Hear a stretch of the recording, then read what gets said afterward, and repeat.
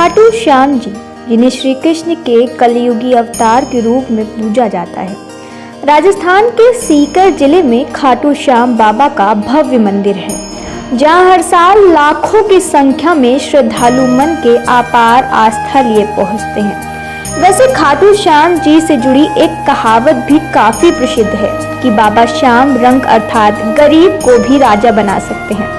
तो आखिर कौन है बाबा खाटू श्याम जी, इन्हें क्यों भगवान का दर्जा दिया गया है और क्या है इनकी पूरी कहानी, आज हम आपको बताएंगे। आप अगर हमारे चैनल पर नए हैं तो इसको फॉलो कीजिए।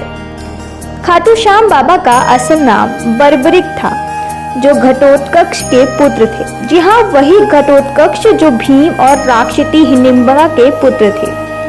महाभारत की कथा के अनुसार बर्बरिक दुनिया के सर्वश्रेष्ठ धनुर्धर थे। कहा जाता है कि बर्बरिक के लिए 3 बाण ही काफी थे, जिसके बल पर वो कौरवों या फिर पांडवों की पूरी सेना को समाप्त कर सकते थे। और जब महाभारत का युद्ध शुरू होने वाला था तो उनकी माँ अहिल्यावती ने उनसे कहा था कि पुत्र, जो हारे तुम उनका ही साथ देना। अपनी माँ की आज्ञा का पालन करते हुए भीम के पौत्र और घटोत्कच के पुत्र बर्बरिक दोनों खेमे के मध्य बिंदु पर एक पीपल के वृक्ष के नीचे खड़े हो गए और उन्होंने ये घोषणा की कि वो उस पक्ष की तरफ से लड़ेंगे जो हार रहा होगा।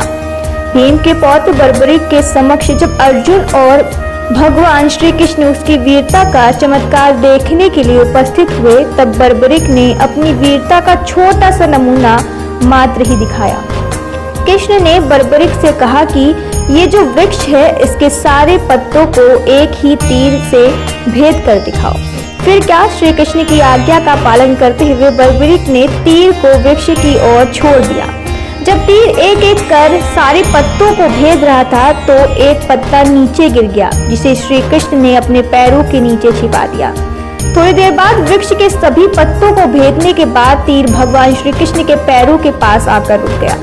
तब बर्बरिक ने कहा कि हे प्रभु, आपके पैर के नीचे एक पत्ता दबा है, कृपया पैर हटा लीजिए, क्योंकि मैंने तीर को सिर्फ भेदने को कहा है, आप पैर को भेदने का आदेश नहीं हुआ। ये देख श्री कृष्ण भी आश्चर्यचकित रह गए, साथ ही बर्बरिक की घोषणा से चिंतित भी हो गए, क्योंकि अब भगवान समझ चुके थे कि बर्बरिक कितने शक्तिशाली है और अगर उन्होंने हारते हुए कौरवों का साथ दिया तो पांडवों की हार होनी तय थी। ऐसे में भगवान श्री कृष्ण ब्रह्मांड का भेष बनाकर सुबह सुबह बर्बरिक के शिविर के द्वार पर पहुंच गए और दान मांगने लगे। बर्बरिक ने कहा, मांगो ब्राह्मण, क्या चाहिए। बर्बरिक इस बात से अनजान थे कि उनके द्वार पर कोई ब्राह्मण नहीं बल्कि स्वयं प्रभु आए हैं। इसके बाद ब्राह्मण रूपी श्री कृष्ण ने बर्बरिक से कहा कि हे वत्स, मैं जो तुमसे मांगने वाला हूँ वो तुम मुझे दे ही नहीं पाओगे, तुम में मुझे दान देने का साहस ही नहीं है।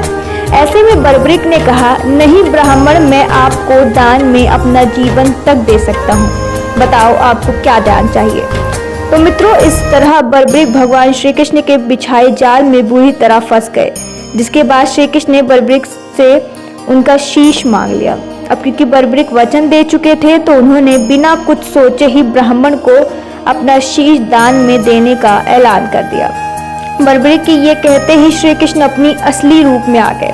वहीं शीश दान से पहले बर्बरिक ने श्री कृष्ण से युद्ध देखने की इच्छा जताई थी, जिसके बाद श्री कृष्ण ने बर्बरिक के कटे शीश को युद्ध अवलोकन के लिए एक ऊंचे स्थान पर स्थापित कर दिया, जहां से बर्बरिक ने पूरा युद्ध देखा।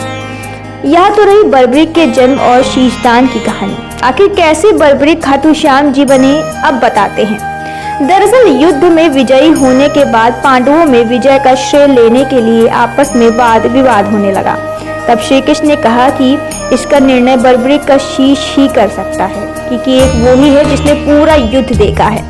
मित्रों, तब बर्बरिक ने शीश ने बताया कि युद्ध में सिर्फ और सिर्फ श्री कृष्ण का सुदर्शन चक्र ही चल रहा था, जिससे कटे हुए वृक्ष की तरह योद्धा रणभूमि में गिर रहे थे। वहीं दूसरी तरफ द्रौपदी महाकाली के रूप में रक्तपान कर रही थी। बर्बरिक की इन बातों से श्री कृष्ण बेहद प्रसन्न हुए और उन्होंने बर्बरिक के कटे शीश को वरदान दिया कि कलयुग में तुम मेरे श्याम नाम से पूजे जाओगे।